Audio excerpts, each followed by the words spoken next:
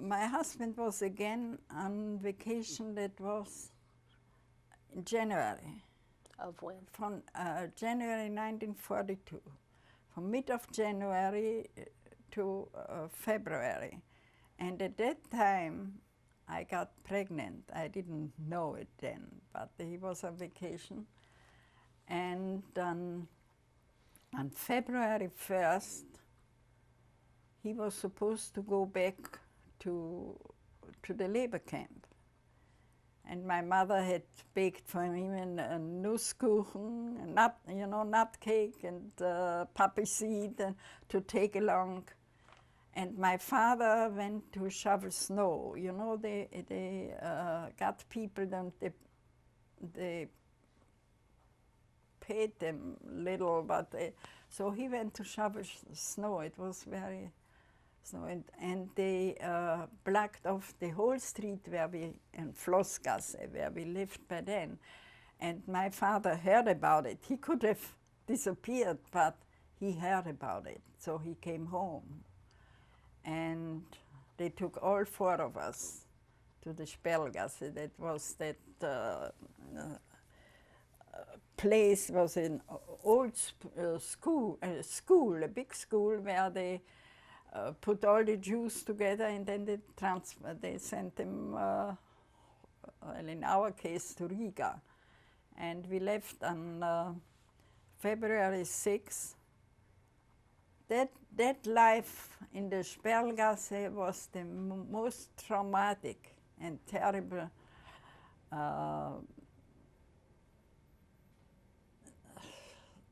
it was just, you know, they were all together on the floor. The stairs, the floor, the washrooms were overflowing with water. You couldn't really wash yourself. It was just a pre concentration camp, so to speak.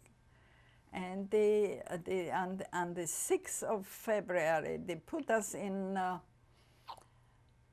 how do you call it, Viehwagen.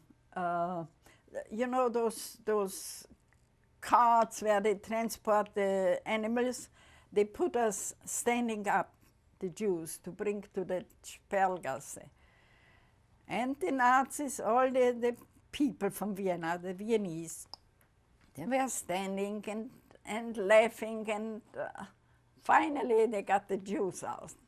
And this gave me such a terrible feeling, and I always had to think, my mother used to say, if somebody, do you understand Jewish a little bit? My mother used to say, if somebody habt you an at your heart,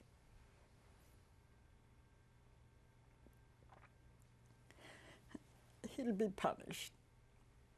And that's what I was thinking. I said, someday they'll be punished. Someday they'll feel what they did.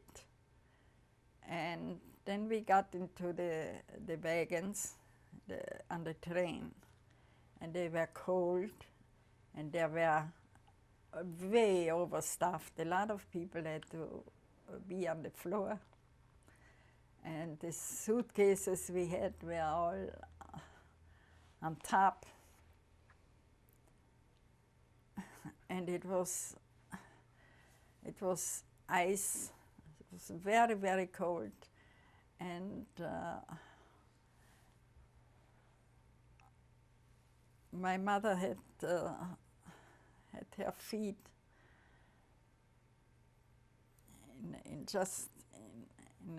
a rags put to keep warm, and I took my shoes off and put them also in warm socks and a little blanket to keep them warm.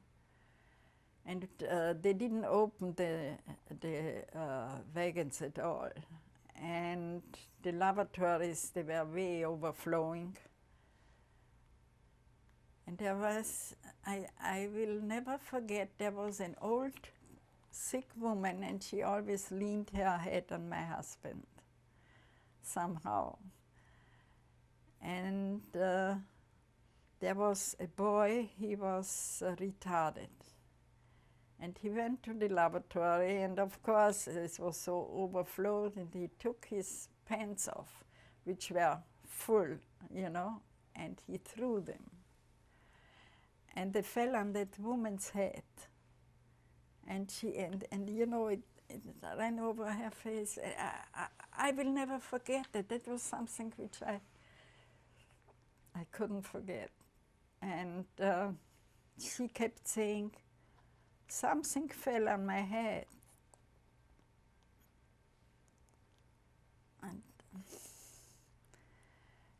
And then we took the ice from the windows. We scraped the ice because we were so thirsty. We didn't have water. We didn't have anything.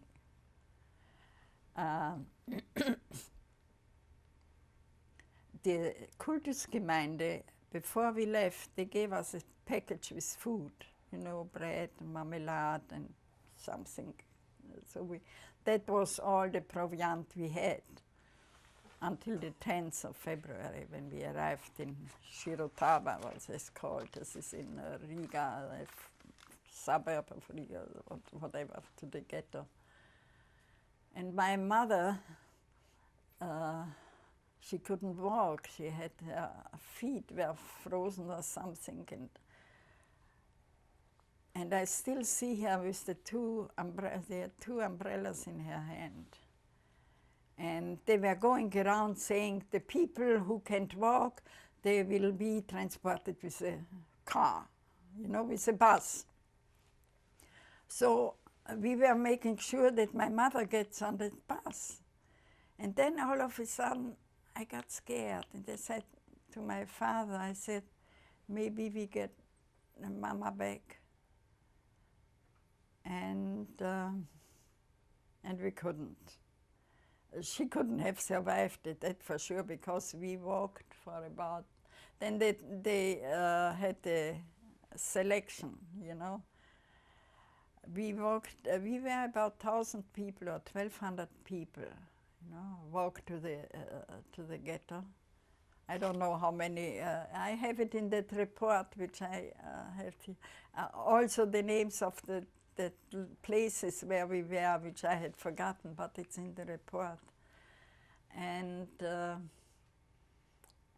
I was so sure that my mother is following us, that she's coming with the car.